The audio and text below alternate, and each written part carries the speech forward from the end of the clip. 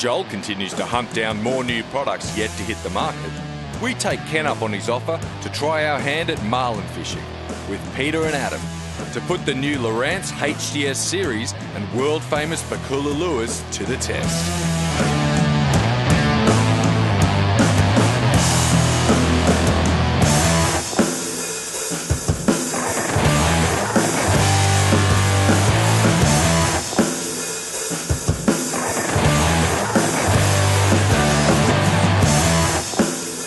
It's hard to find an ugly side in the stunning Gold Coast waters, and today was no different. We grabbed the gear, switched on the sounders, and headed out to find us some Black Marlin. Joining us today is game fishing legend Peter Pakula and fishing addict Adam Bandiera, as well as our very own Ken Thompson. Using state-of-the-art technology, Ken takes us through what to look for in the up-and-coming releases for sounders hitting the Australian market in the not-too-distant future. Today we're on our 625 cruise craft. We've got the Lowrance 12-inch here. We've also got a 7-inch one down the back, which we'll show you later on when we hopefully get out and get some fish. When you look at the unit itself, they've got 5 buttons down the side here, very similar to some of your new sort of favourite products on the market, like your Apple iPhones and stuff. A lot of people are running 5 buttons on the products. That way it's easy to use, not getting too confused with too many buttons on the unit. When you look at the screen itself, we've got the pages key at the top here, the zoom in and out button, the mark button for marking waypoints, and then your power button, obviously, to turn the unit on and off. So if I press the pages button, it brings you up on what we call the home screen here. And on the home screen, whatever's actually plugged into the unit, be it on this boat, we have radar, we have the chart plotter, the echo sounder, the structure scan, which I'll talk more about shortly, and then your other information like enemy A2000 and video, etc. as well. The 9 and the 12-inch units can actually have video input put into them, so if you're running a tow cam out the back, or if you've got an underwater camera, or any type of video input you want to, you can actually run them into the 9 and the 12-inch units. Awesome part about being touchscreen, of course, is it makes it easy to use. So you'll see these 4 empty squares there. If I push my finger onto that, I want to create a new screen. So let's say I want a screen with the side imaging on it. So we go structure scan there like that. Then we want, say, sonar as well. And then I might want the down scan feature. So that's a pretty good setup now with the 2/4 screens and a half screen on this side, but I want this actual side scan to be a larger picture on the screen. So I'm going to change the actual split ratio or the split setup on the screen to be like that. So we've got the structure scan across the whole width of the screen, normal echo sounder and the down scan there. So if I'm happy with that page, I might even want to change the echo sounder to that side if I want. So you can see it's nice and simple to move things around. Save that. There's my favourite screen that I just created. I'm going to press my finger on that. And up she comes on the screen now. So, bit of a boring picture at the moment when we tie it up against the wharf, but when we get out there amongst the fish later on today, you'll start to see what we're all getting excited about. There's some fish coming up on the screen as we speak. Real good thing about touchscreens with the Lowrance product is we've got a feature that no one else has got on the market that, if you look closely here, if I bring up the cursor on the screen and press and hold my finger, see that little circle above my finger? So as I'm moving it around, that's helping you pinpoint exactly what you might want to actually put the actual cursor onto. Because with a touchscreen, my hands aren't too bad, but if you're a bricklayer and you've got really big fingers and you can't see the actual waypoints, or you can't get the actual cursor right on top of where you want to actually select, you can press and hold, doesn't matter what sort of hands you've got, and you can actually get right on top of the cursor itself. So here's the normal sonar scrolling from right to left at the moment. And if I wanted to mark a waypoint, say if I saw a school of fish right in the middle of the screen here, I can put the cursor on the screen, create a new waypoint where I've put that actual cursor. So that'll show you where that fish was, however far back, depending on how fast you're going, of course. Enemy A2000 information. So this is the screens like your dashboard. So you can have 2 screens or 2 normal gauges on your dash if you want to. However, if you want to have it all up on top of your screen instead, you can. There's different types of dashboards as well. If I go previous dashboard, this one will come off. So the engine's turned off at the moment, but if I just put it into ignition, in a few seconds the actual engine information itself will start to come up. And then the engine information comes up. So we've got it hooked up to our 200 HOE tech on the back of the boat here through the Enemy A2000 system. And we can see tacho, fuel rate used, your trim gauge, engine temperature, everything shows up on the screen. And all that is adjustable as well. So you can change any of these gauges to anything you want to, any sort of engine information that you want to have come up on the screen.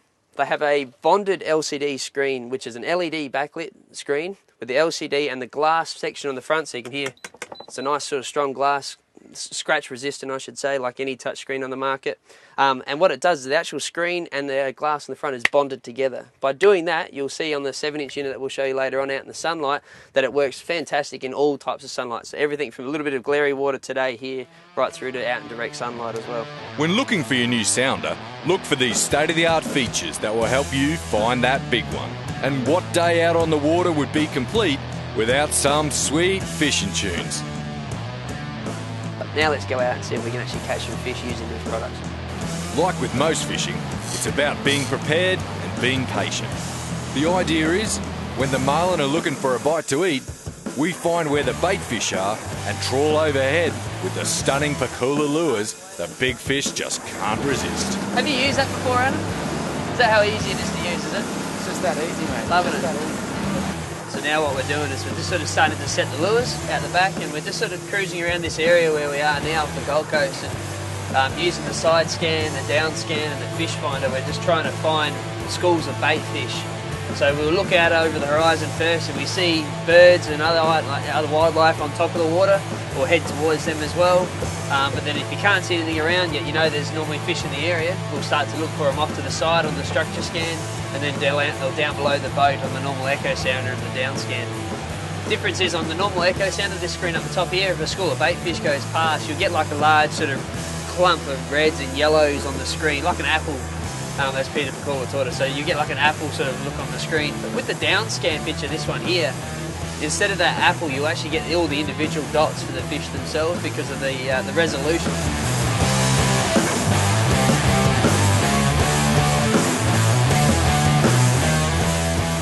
Good things happen to those who wait. Well, that's what they say anyway. It was a matter of setting the lures, watching the skies, and keeping an eye on the tide, and waiting.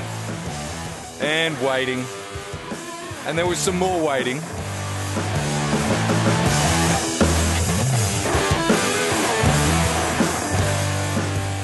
Now they've all started to join, or to congregate in that one area. Birds are starting to hang around that same spot, so fingers crossed in the next 15 minutes, I reckon, possibly 13 minutes, we should have our first fish. Yeah, 15 minutes to 2 weeks should be good. Hey? I'm excited. I'm excited. Excited? Yeah, I'm excited. Really, really, unbelievably excited. You see the tees we put on the team shirts? These fish tags. The Blue Marlin. I want to put a little black square down here today. It's a good example of how you can use structure scan even out here. And it's not that deep, 35 metres of water. But we can actually see these reef, or this reef section here, which is 30 metres off to the side of the boat. We can see where the actual reef is itself. So there was no reef over this side, more over this side. So if we were looking for reef in this area, we can turn around and head back that direction and find those reefs. After a few hours trawling, following the birds, diving for dinner, and the bait fish popping up on the sounders, Peter was on.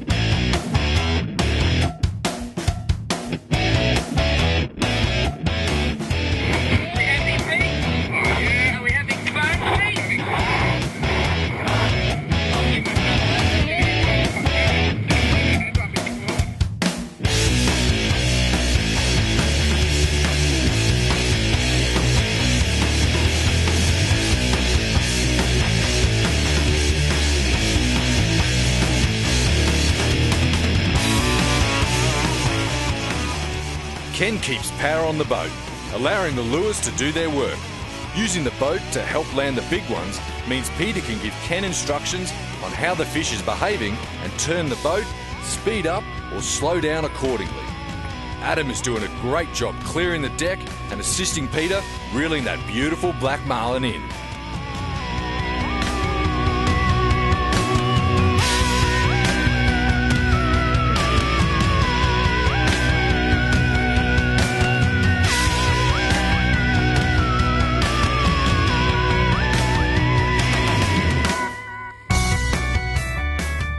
Black Marlin migration and season fits in within the summer months from September onwards and can be a high-energy, action-packed day out on the water. This beautiful little Black Marlin is just what we were looking for. So after a swift release, it's back out there to fight another day.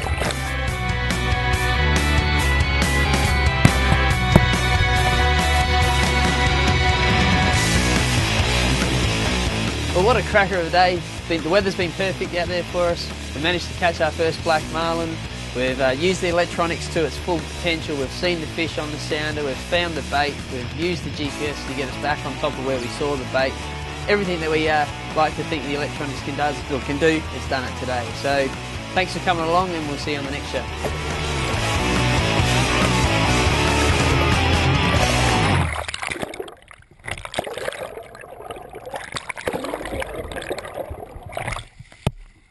Now let's head over to Manly, where Matt is going to talk us through this week's boat type and what job it suits best. Hi, my name is Matt Hodson from John Crawford Marine. At the boatyard, we often sell boats to a lot of first-time boat buyers, and they often can be a little bit confused about the many shapes and styles and varieties of boats that are on the market. So over the next few segments, I hope to be able to make you aware of the options that are available when out to look for your first boat. Today we're sitting on a Quintrex 470 top ender. This boat's known as a side console, meaning the helm is over on the right hand side of the boat, on the side, rather than being in the centre or forward or to the rear. This style of boat is really popular for the top end sports angler who really wants a big, open, uncluttered deck for fishing at the front and fishing at the rear. But the boat's also unique in its design that the seats, like that I'm sitting on, can be moved into multiple locations around the boat. So if you want to carry more than just yourself and a mate, maybe the family, just making sure the carrying capacity is correct, here's a boat that really suits angling, but at the same token can get you down the local estuaries there for a great day with a picnic with the family. Aluminium side consoles over the last 5 years have really taken off. One of the reasons for this is the impoundment fishing sector and the estuary fishing has certainly picked up. Now we have water in our dams. So some of the leading manufacturers have certainly put a lot of R&D into their design, and you will find nearly everything has been catered for on a boat like this. There's spots for the fishing rods, there's spots for the esky, there's even spots for big blokes like me to easily move around. The biminis fold down nice and easy. You've got electric motor plates up the front. That's this plate up here where a bow mount electric might be able to go. Stealth mode fishing. Large protected anchor well to keep the anchor down low, especially when you're cast fishing. At the rear of the boat, it's also got a full transom. For these people that do use these boats in northern waters, a little bit more remote and exposed waters, the full transom also stops the water coming back in, or the wash coming back in over the rear of the boat, rather than having an open transom as you have in a tiller steer tinny. And we'll go over that when we talk about the open tiller steer dinghies. Another feature of these particular boats I like is their buoyancy. A lot of the leading manufacturers are really trying to make sure that your safety comes first when you're on the water. So not only will the dealer help take you through the safety gear side of things, the manufacturers are now really getting involved with making sure they've got good buoyancy in some of these boats. But again, just hone that down when you're looking at purchasing. This particular package comes in at around 1,000 kilos, which means it can be towed by most mid-size family cars, sedans or all-wheel drives. Just check again with your manufacturer of your vehicle and the dealer for its tow weight. But we do find they're ideal for the larger 4-cylinder cars in the mid-size range. So this boat will really suit the sports angler in the family, wanting to get out into smooth and partially smooth waters and enjoy themselves chasing the big one. After the break, we head to the After Trade Show for more highlights with Joel.